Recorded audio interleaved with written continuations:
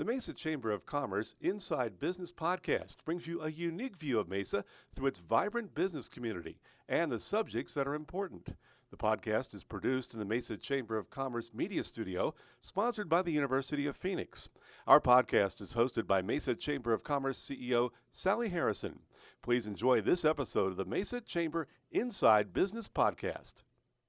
Hi, I'm Sally Harrison, the president of the Chamber, and today we have Larry Young back from Boiling Frog Development. Larry's an author, professional speaker, and a business development strategist. I know for a lot of years, Larry was the kind of guy that was brought in to turn markets around in the corporate world and now take those skills to helping businesses grow. Welcome back, Larry. I know, it's good to be back. I was thinking, how long has it been? I think it's been over a year. So I did that bad, huh? No, you've been that busy. Yeah, that's true. Yes, that's true. That's a good thing. You've been that busy. That's right. Yes, it is a good thing.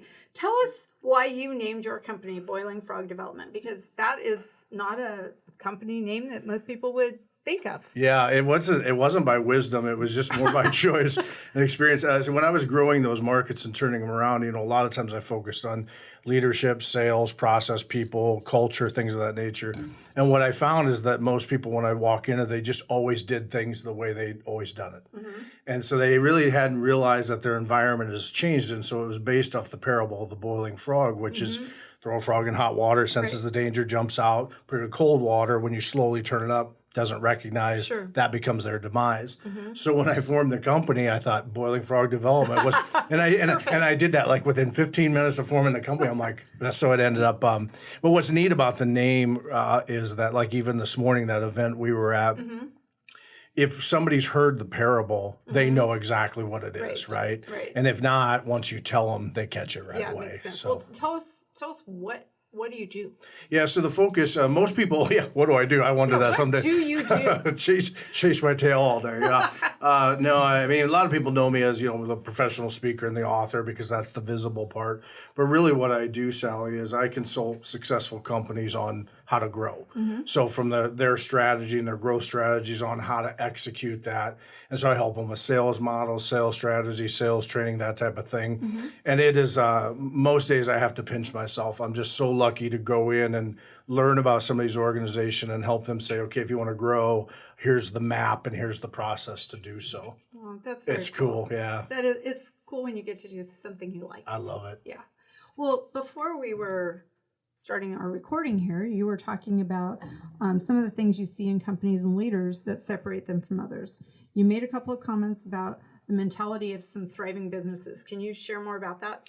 Yeah, what we were talking about was, the qualities of some of those leaders and companies that grow really, really well.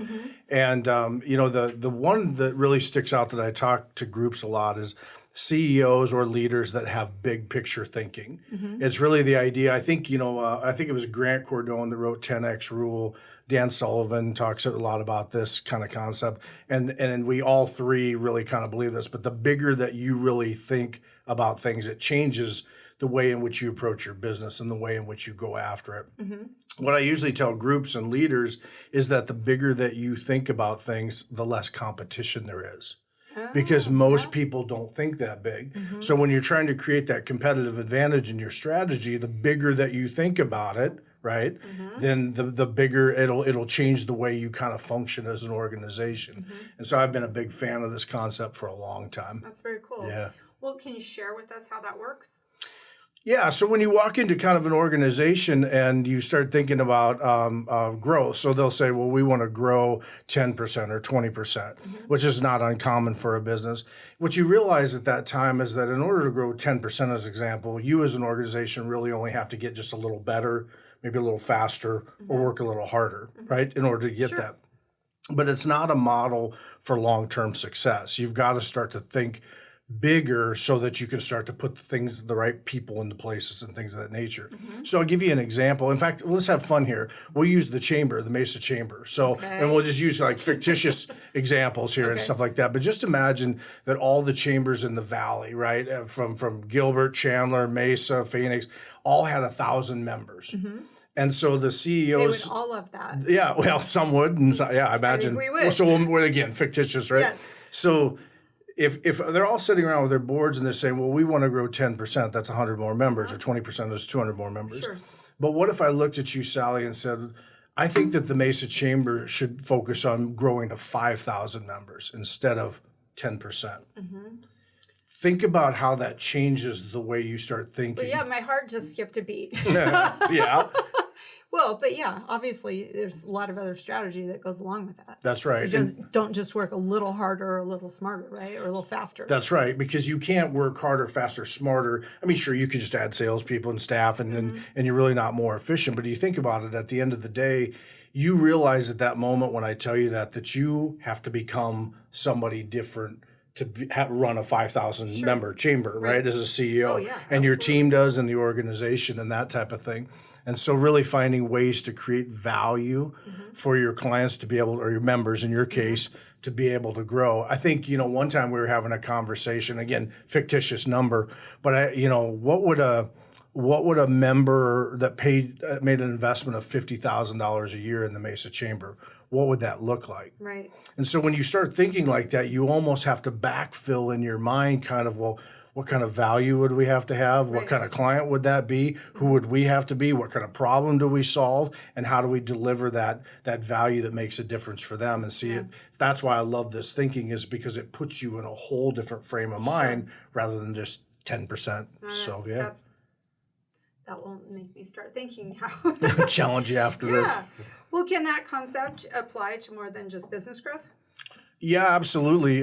It's I've always in my life, Sally, I've always kind of focused this on my business and of course helping businesses, but it can be in your faith, in your relationships, it can be in your leadership. So a lot of times I talk to leaders about kind of having this big picture thinking. And here's I was just giving a speech just a few weeks ago to kind of like a young professionals network. I think the only reason they invited me to a young professionals because my last name's Young. That's like the only thing young about me anymore. But I asked them. I said, I said, in this city, has there ever been? I said to the ladies, has there ever been a female mayor? Oh. And I was like, we all kind of thought, and I said, well, let's just go with the fact that there hasn't been. I said, just imagine if one of you ladies just thought right now that I want to be the first female mayor of this city. And you think about it, it goes back to the point, there's little competition in that thinking, right? Sure. But at that point, you realize that I have to become something different. So it's not just applicable to business, it's applicable to us as leaders. Well, you've always been one that teaches what you practice. How do you use this in your own business?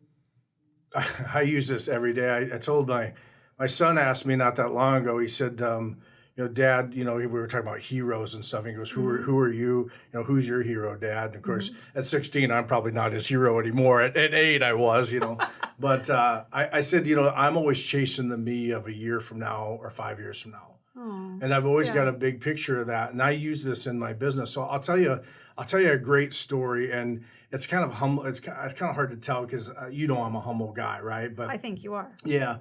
But this is a really good story that I think for your leaders and this big picture thinking. So a number of years ago when I became a professional speaker, I think my first paid gig was like $1,500 for a keynote, right? And I was on cloud nine, right? Sure. This was a big deal, and so I got to test it and see if I liked it. And then I started cold calling after I got done. I'm like, I got to do this more, right? Came across an opportunity, and the lady's like, "Yep, sounds good. Larry, what's the investment?" And I'm sitting there literally with a piece of paper, like crossing numbers off, like, what am I worth? What I got to do? And all of a sudden, it just shot out of my mouth. I said, $6,400. And she said, yeah, all right, that's right in budget. So I realized at that particular moment, like we were just talking, that I had to become a $6,400 speaker, right? I couldn't do a $1,500 job. So fast forward, I'm all excited again, and I'm cold calling again. The next one, about a year later, it's like every October this seems to happen. Sure. And the next one comes up and same type of thing, crossing numbers off, and I go $12,000. And the guy goes, no problem. Wow. And so here I am, I'm pumping along. So now this is the funny part of the story, and you'll love this. So I'm sitting there listening to a big name speaker, and he's bragging about how he makes $25,000 a keynote, turn stuff, one of those types. And so now I'm cold calling, and I'm doing these events, and a guy walks up to me afterwards. He says, hey, I run a bank here in town. He goes, love to have you come and give this same type of message. What do you charge? And I said, $25,100. He looked at me and goes, what's the 100 for? I said, there's a reason. You know the competitive side. Yes. All right. So you realize at that moment, just like we were talking about the business, that you have to become somebody different, right? You have to be able to evolve. So we actually heard this morning, which is something I truly believe in. I think we were told say yes and then figure it out. Yes. It's kind of that idea. Like I always tell people, We do it here all the time. like I'm selling stuff that I don't have, just relying on the fact I know I'm going to figure it out, Sure. right? But I think this is where this all ties back to the first story or the first conversation. If I was a keynote speaker at $1,500 and every year I just said, okay, I'm going to go up 10% in my fee, right? Because that's what most businesses do. I would have only charged $2,000 for Right. that one. I charged $25,000. That's the 10X thinking. Yeah. And so businesses, especially as we're coming out of the pandemic, I encourage them to start thinking bigger than they've ever thought before. There's great things can happen. That's very cool. This has been a Mesa Chamber of Commerce Inside Business podcast. You can find all podcast episodes at iTunes, Spotify, or your own favorite podcast website. You can also find them online at mesachamber.org. Content of this podcast is copyright the Mesa Chamber of Commerce, unless otherwise noted.